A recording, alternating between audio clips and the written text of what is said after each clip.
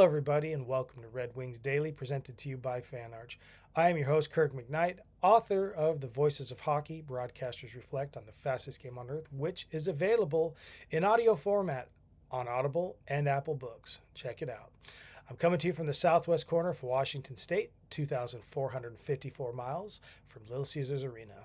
Now, the Red Wings are probably skating around today at LCA in preparation of tomorrow night's game against the Kings. It's their first game back in LCA and after a 3-game road trip, road trip in which they took 5 out of a possible 6 points from the Maple Leafs, the Wild, and the Jets. Now, before we get into the Jets action, I would like to point out that this is the 50th episode of Red Wings Daily.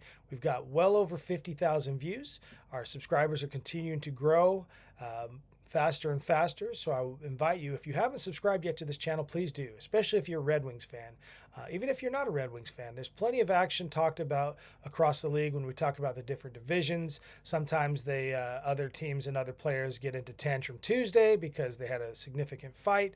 And sometimes there's just talk about trades and all the other things and the players on the market and who's making what moves. So if you're a fan of hockey, I invite you to please subscribe, continue to view, comment, all the above, and we'll just continue on with the show by going back to Saturday night's win against the Jets. Now, Friday's show, I had mentioned the fact that when the Jets and the Red Wings first had their first matchup, I believe it was on the 31st. It was on New Year's Eve or maybe the day before. I don't know. But it was a 2-1 win by the Red Wings in regulation. They had a 2-0 lead. Winnipeg chipped away, got 1 goal back, and it was 2-1. And they were basically in the Red Wing zone the entire half of the third period. And it got to be a little bit gut-wrenching and nail-biting. But the Red Wings prevailed in regulation 2-1. And that was when the Jets were in the midst of an 11-game losing streak. So they're obviously not doing so poorly. In this game being in Winnipeg and it being such a close one with all those factors in, I was kind of wondering what was going to happen on Saturday. I did not figure nor factor in the fact that the Red Wings would score 5 straight goals. Winnipeg got on the board first. It was basically a putback after a bounce off of Gibby from a shot. He was a little out of position. They were able to put it right back in, and that was goal number 1 of the night. But that would be the last time that the Jets would score. And honestly, that was the only mistake that Gibby had made all night. 26 saves on 27 shots. He is 17-2 in his last 19 starts, and he has won 8 straight. He started off the season 4-6-1. Actually 4-7-1 if you think about it. So he basically, after starting 4-7-1, he is now 17-2. And just an amazing job, an amazing pickup, and really kind of pulling up, taking the lead a little bit, and really putting them in this position that they are, which is first in the Atlantic Division. We'll get to that in just a second, though. Power play. Let's talk about special teams. 0 for 3 on the power play, 1 for 1 on the penalty kill. I said 1 for 1. 2 minutes total in the penalty box for the Red Wings against the Jets. Yet again, another outstanding performance and outstanding discipline by the Red Wings, not getting to the penalty box as much as that. Obviously, only 6 minutes of penalties for Winnipeg, but still, only 2 for the Red Wings. Those kinds of things really start to catch up and really start to make the difference. And, they're 32 wins right now. They're 32, 16-5, whereas last year, I don't even want to know where they were about at this time. Definitely weren't that, though. Very disciplined team, really pulling it together and really keeping that formula where as long as they can give the goalie that 3 goals of cushion or of support, they'll probably walk away with the W. Well, they gave 5. Another goal. The first 2 goals were by Compher. That was great, and it was able to basically put the Red Wings ahead for good. Lucas added I would say an insurance goal. It was one that was contested. Hellebuck was wondering if he was if it was going to be a high stick and the goal weren't to count. But I believe it did actually go off of him at one point before all that other stuff started happening. So that kind of negates the high stick is once it makes contact with the player. Whether or not they sit there and slap over the iron like that. So goal was upheld. So that's a 2-1 lead there. And then, or no, that's at that point it's a 3-1 lead. And then they got an empty netter by DeBrincat. So that was the 27th goal of the season for the Cat, basically extending his lead over Larks by 2. And then, you know what? They put Hellebuck back in basically because now at that point it was a 3-goal lead. Might as well keep him in. Let's not extend the lead anymore for the Red Wings. Wrong. Even with Hellebuck in, guess who comes down and gets it? Marco Kasper gets the 5th goal of the night. Marco actually had an assist as well. We'll talk a little bit about Marco in the Kasper spotlight for the last segment of the show. But looking at everything, the Red Wings really put it all together. That was a season sweep against the Jets. They're not going to be playing them again. And so basically, like I said before, 5 points out of a possible 6. Great little road trip. They're going to have some tough ones coming up, though. They got to play Colorado a couple of times here. And they got to play Washington after they play the Kings. So, there's no easy thing, right, going into this last stretch of the season. And I was doing an interview. I was in Seattle last night, or actually yesterday afternoon, for the Kraken Devils. And I did an interview segment for the Voices of Hockey, talking with Matt Laughlin. He's the radio broadcaster for the Devils. And he said it himself, he basically, hopefully this doesn't turn him into a jinx if it doesn't happen, but I doubt it is. But he said, yeah, you guys are going to the playoffs. He said that on the interview. And it's getting to the point, with 19 points right now and basically 16 over 500 on the win-loss section of it. And if you count the shootout losses and overtime losses, it's not necessarily 16 over 500, but 32 wins and 16 regulation losses is a far cry from where they were at around this time last year. And so they're doing a lot better in first place. We'll address that a little bit more in shoots and ladders, but the Red Wings are definitely clicking at the right time. They're doing great on the road, which is always a good positive, and they're doing great home too. So moving on to the segment while still talking about Saturday's game is the fact that on DeBrincat's empty netter, Kane assisted on that, which makes him just 1 point shy of Modano for all time. They actually had credited him at first with one of the points, I believe, on Compher's second goal, or maybe the first goal, but they took that away. And so he only walked away from the game with 1 point. The 2 points would have tied him with Modano, obviously. But so my prediction, and I feel like I've been kind of a good jinx. I've said that before. There is a good jinx. If there's not, I'm coining the phrase a good jinx, a good charm. But I feel like on tomorrow night when the Kings take on the Red Wings, I think that these are going to be those 2 points, and I believe one of them is going to be on a goal. Whether or not that's the one that ties Modano or really breaks a record, I feel like one of those 2 points are going to be a goal, and I feel like both the points are happening tomorrow night on home ice. Yet another milestone for Kane in Detroit.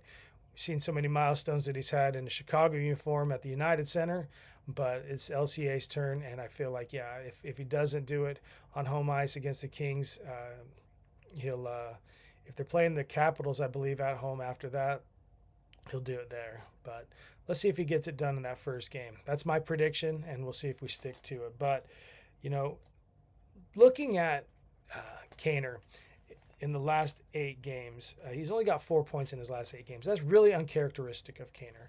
I think it has a little bit more to do with the fact that he's on the second line and he's on the second power play unit. He's obviously not used to being second line anything. I mean, this is Patrick Kane we're talking about. So, but he has still factored in, like I said, 4 points in 8 games. Not his best, but it's nothing. It's not nothing. And here's another thing. Since scoring his 500th goal, those 2 goals he had against Vancouver, basically he's had 2 shots on goal 3 different times, 1 shot on goal twice, 0 shots on goal twice, and 3 shots on goal only once. So really not taking those shots. He's really not. And obviously you don't need to score a goal to get a point. But those are factors that I feel, because a lot of times, think about this, folks, even when you get a shot on goal and that bounces and another guy scoops it right and goes in, that's an assist to you. So not having the shots on goal, as many on that, also takes away from those possibilities for assists in that aspect. So I feel like it's time for this thing to turn around a little bit. Maybe get another monkey off of his back, which that's possibly something that's on his mind. Who knows? I don't want to say yay or nay, but let's hope that for Kane's sake that we can just get this out of the way, and it'll happen tomorrow night, in front of the home crowd so they can really celebrate it again. He deserves a home celebration for this kind of thing. I know that any other place he's playing, the crowd is still going to give him the respect that is due for it, but what better place to do it than wearing your darks and not on the lights?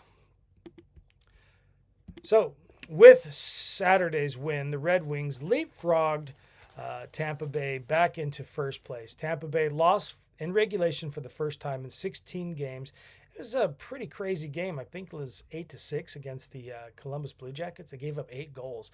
Vasilevsky obviously wasn't in goal.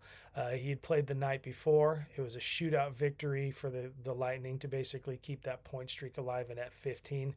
But it finally came to an end, and in so doing, the Red Wings, with their win Saturday night, were able to leapfrog the Lightning. Now the Lightning are in action tonight, so they're going to be back in action before the Red Wings take the ice again. So they may jump back up again. They may get the 2 points, or they may do a virtual tie.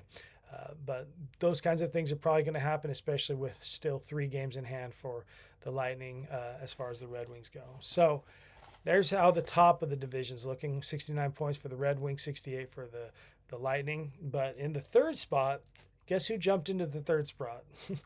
The Sabres are tied with the Canadiens for third and fourth. The reason that they're in the third spot, though, is because they have a game in hand on the Habs. They both have, I believe, 63 points. The two of them both have 63 points. So they're about 5 points back of second and 6 points back of first. But like I said, a game in hand of Sabres gives them the advantage, and that gives them the higher spot on the ladder. 7-2-1 in their past 10. That's going to do it for you also if you're playing this close. I've been saying this is a bottleneck. It's a bottleneck in 1 and 2, but it's now a bottleneck 3, 4, 5. And even closing in on 6 may close the gap a little bit, but 3, 4, and 5 is as tight as it gets. There's very little light being let in on that one.